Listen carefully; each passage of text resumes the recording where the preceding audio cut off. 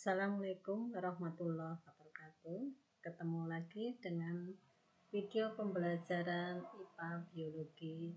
Pada sesi ini, Ibu akan membahas tentang perkembangbiakan vegetatif alami pada tumbuhan Angiospermae.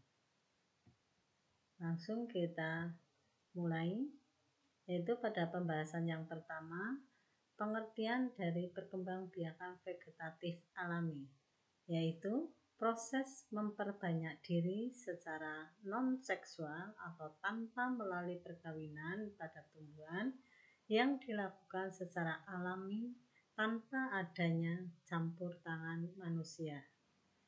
Perkembangbiakan vegetatif pada tumbuhan Angiospermae secara alami mempunyai ciri-ciri sebagai berikut, yaitu yang pertama, hanya memerlukan satu induk atau hanya melibatkan satu induk. Kemudian tidak memerlukan sel kelamin, baik kelamin jantan maupun sel kelamin betina. Kemudian tidak didahului dengan proses fertilisasi atau perkawinan, dan anak yang dihasilkan berasal dari bagian tubuh induknya, serta menghasilkan individu baru yang sifatnya sama persis dengan induknya. Ini adalah beberapa ciri-ciri pada proses perkembangbiakan vegetatif pada tumbuhan Angiospermae. Kita lanjutkan.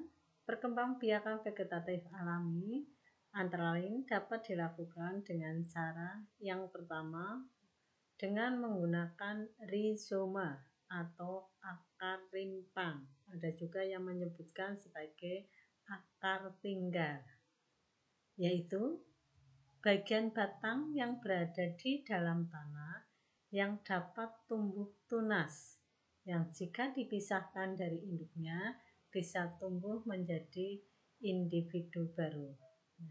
Batang yang berada di dalam tanah ini disebut dengan rizoma atau akar rimpang atau akar tinggal.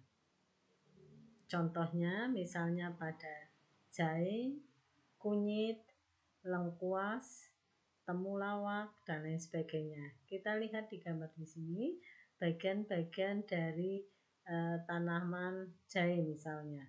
Terdiri ada akar rimpang yang ada di dalam tanah, yaitu akar rimpang ini berasal dari batang yang sedikit membesar, menggembung, ya, berisi cadangan makanan. Nah, akar yang berada di dalam ini, rizoma ini, bisa tumbuh tunas karena di sini ada ruas-ruas batangnya, ya.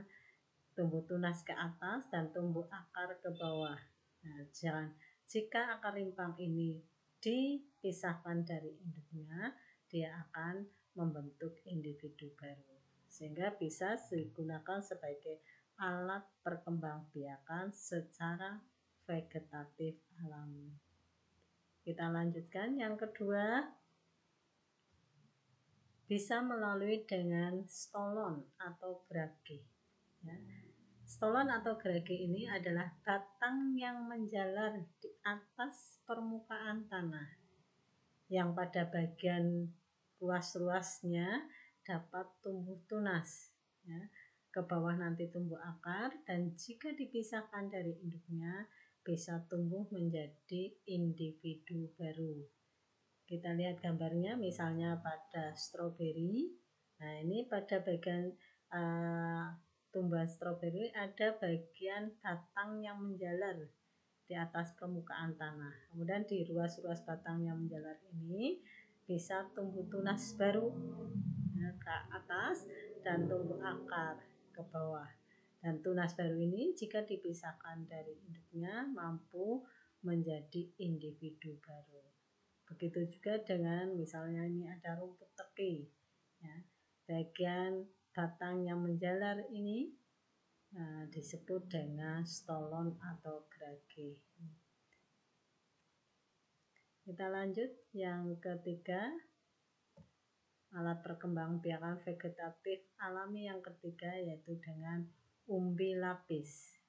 Umbi lapis ini adalah daun yang berlapis-lapis, menebal, lunak, dan berdaging, yang merupakan modifikasi dari batang dan daun yang membentuk siung atau anak umbi lapis. Dan siung ini jika dipisahkan dari induknya bisa tumbuh menjadi individu baru. Kita lihat bagian-bagian dari umbi lapis. Itu bagian bawah yang berbentuk lingkaran disebut dengan cakram pipih ini. Kemudian di atasnya akan modifikasi dari batang dan daunnya membentuk sisik atau kuncup yang nanti akan membentuk siung. Dan siung ini jika dipisahkan akan bisa membentuk menjadi individu baru. Ya. Ini contohnya pada umbi lapis pada bawang merah, bawang putih, bawang bombay, bunga bakung, ya, kelompok Liliaceae. Berikutnya, alat perkembangbiakan vegetatif alami yang keempat adalah ada umbi batang. Umbi batang ini merupakan batang yang ada di dalam tanah yang mengembung berisi cadangan makanan sehingga tumbuh membesar, yang dimana pada sisik-sisiknya, karena ini berasal dari batang, ada ruas atau sisik, ya, akan tumbuh mata tunas yang bisa dipisahkan dari induknya menjadi individu baru. Kita lihat gambarnya di sini, contohnya adalah umbi kentang. Pada umbi kentang terdapat sisik-sisik. Nah, sisik-sisik ini akan bisa tumbuh tunas, ya, dan tumbuh akar sehingga bisa menjadi atau membentuk individu baru.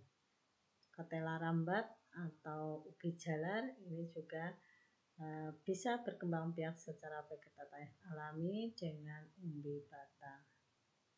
Kita lanjut, yang berikutnya adalah umbi akar.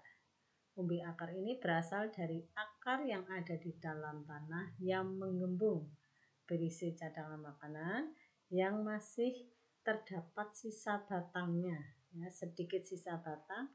Pada sisa batang ini dapat tumbuh tunas yang jika dipisahkan dari induknya bisa tumbuh menjadi individu baru, ya. Karena adanya sisa batang yang ada mata tunasnya, maka umbi akar ini bisa dijadikan alat perkembangbiakan vegetatif alami, misalnya pada umbi akar dahlia. Sedangkan jika umbi akarnya tidak ada sisa batangnya, maka tidak mampu menjadi individu baru. Misalnya kalau kita nanam singkong, ubi kayu hanya dengan singkongnya saja tanpa ada batang yang tersisa, maka tidak bisa tumbuh menjadi individu baru. Kita lanjut yang ke-6, yaitu umbi tunas kormus. Apa itu tunas kormus? Tunas kormus adalah tunas yang tumbuh pada pangkal batang yang jika dipisahkan dari induknya bisa tumbuh menjadi individu baru, ya. Tunas yang tumbuh pada pangkal batang ini disebut tunas kormus atau tunas biasa, ya. Contohnya pada pisang, ya, pada pangkal pisang ini tumbuh tunas-tunas kecil, ya, anakan, sehingga pisang membentuk rumpun, ya. Begitu juga dengan bambu, tunas bambu, kemudian tebu. Ini berkembang biak dengan menggunakan tunas. Lanjut berikutnya, yang ke-7, kuncup atau tunas adventif daun, yaitu kuncup liar atau tunas liar yang tumbuh di tepi atau tulang daun, yang jika dipisahkan dari induknya bisa tumbuh menjadi individu baru. Yang paling familiar yaitu tunas adventif pada daun cocor bebek, ya, ini bisa tumbuh tunas yang bisa menjadi individu baru. Begitu juga dengan begonia, ini juga bisa menggunakan tunas adventif daun. Berikutnya yaitu tunas adventif akar, yaitu tunas liar yang tumbuh di akar, yang jika dipisahkan dari induknya bisa tumbuh menjadi individu baru. Contohnya tunas liar ya, pada akar cemara, pada akar pohon kersen, kesemek, sukun. Ini juga menggunakan tunas adventif di akar. Ya.